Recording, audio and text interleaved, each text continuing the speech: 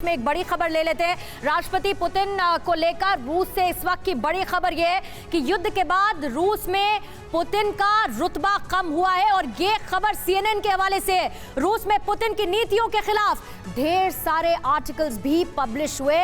रूस के जर्नलिस्ट ने पुतिन के खिलाफ 30 ऐसे आर्टिकल्स हैं लिखे जिसमें पुतिन के बारे में लिखा गया। यूक्रेन को लेकर जो पुतिन की नीतियां थी उनकी भी आलोचना सिरे से की गई है।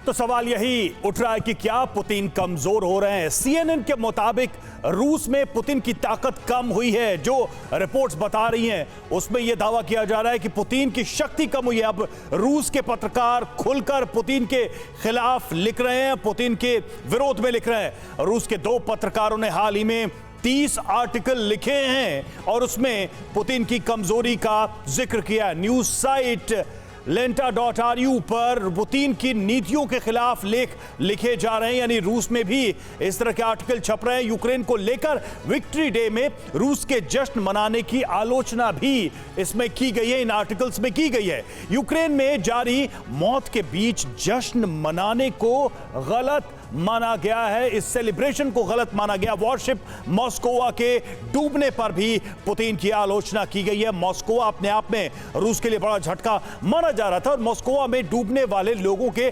परिवारों से झूठ बोलने का आरोप लगाया गया। पत्रकार इगोर पोलाकोव और अलेक्जेंड्रा मिरशोनिकोवा ने अपने लेख में ये सारे सवाल, ये सारे क्वेश्चंस पुतिन पर उठाए हैं। मनीष हमारे साथ इस वक्त मॉस्को से जुड़े हुए। मनीष जहां सीधे चलेंगे उनके पास। मनीष, ये जो दावा सीएनएन की तरफ से किया जा रहा है और ये बातें लगातार कही जा रही हैं कि पुतिन की जो लीडरशिप है उस पर अब रूस में क्वेश्चंस हो रहे हैं, क्योंकि रूस के सामने एक अलग तरीके की समस्या आ गई है, चाहे वो आर्थिक मोर्चे पे कहें या फिर सैन्य मोर्चे पर कहें। ये अनवांटेड एक्सटेंडेड वॉर था। कितनी सच्चाई है इन दावों में, इन रिपोर्ट्स में? क्या माहौल है मॉस्को का?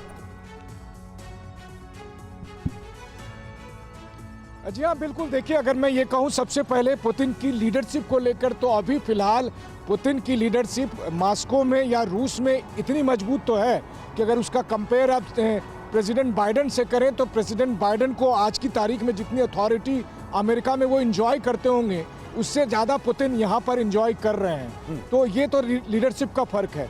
दूसरी बात है इकोनॉमिक कंडीशन का। तो देखिए, जिस समय ये युद्ध शुरू हुआ था, सैंक्शंस लगे थे, उस समय तो अचानक बहुत हालत ख़राब हो गई थी, इस सेंस में कि डॉलर की कीमत बहुत अधिक हो गई थी, अचानक महंगाई बहुत बढ़ गई थी। हालांकि महंगाई अभी बढ़ी हुई है, लेकिन पिछले 2 महीने में रूस ने भी उसको बहुत हद तक कंट्रोल करने की कोशिश की है। तो अब स्थिति थोड़ी संभली हुई है, लेकिन इनके बावजूद भी सवाल बहुत कुछ है और लेकिन उसको एक्सप्रेस रूस के लोग नहीं करते हैं। मसलन मैं आपको बताऊं कि जब कल विक्ट्री डे परेड यहाँ पर हो रहा था तो अलग अलग सिटी में इक्के दुक्के ऐसी घटनाएं घटी जहाँ पर वो विरोध प्रदर्शन कर रहे थे, उनको अरेस्ट किया गया। लेकिन एक मेजॉरिटी में अगर देखें तो मेजॉरिटी के लोग ये मानते हैं कि दरअसल रूस का ये एक्शन लेना जरूरी था, क्योंकि नाटो जिस कदर रूस के नज़दीक आ रहा है उससे रूस पर खतरा होगा, रूस की महिलाएं बच्चों पर खतरा होगा। तो बहुत हद तक प्रेसिडेंट पुतिन और उनकी सरकार ने रूस के एक लोगों के दिमाग में ये बात बिठा दी है और वो उस पर बिलीव करते हैं।